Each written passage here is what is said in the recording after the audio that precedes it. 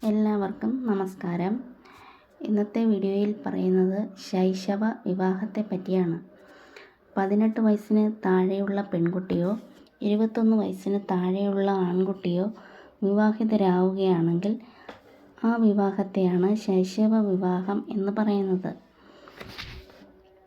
ശൈശവ വിവാഹം നടത്തുകയോ അതിന് നിർദ്ദേശം നൽകുകയോ പ്രേരിപ്പിക്കുകയോ ചെയ്താൽ 2 വർഷം വരെയുള്ള കഠിന തടവോ 1,00,000 രൂപ പിഴയോ ലഭിക്കും.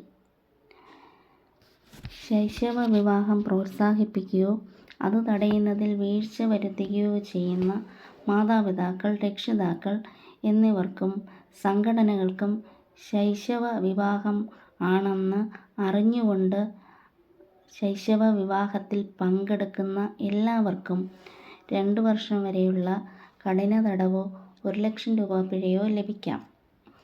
ശൈശവ വിവാഹം ശ്രദ്ധയിൽപ്പെട്ടാൽ താഴെ പറയുന്ന ഉദ്യോഗസ്ഥരെ വിവരം അറിയിക്കാം. School teachers, school counsellors, child development project officer, ജില്ലാ ശിശു സംരക്ഷണ ഓഫീസർ. ഇന്നത്തെ വീഡിയോ ഇഷ്ടമായെങ്കിൽ ലൈക്ക് ചെയ്യൂ.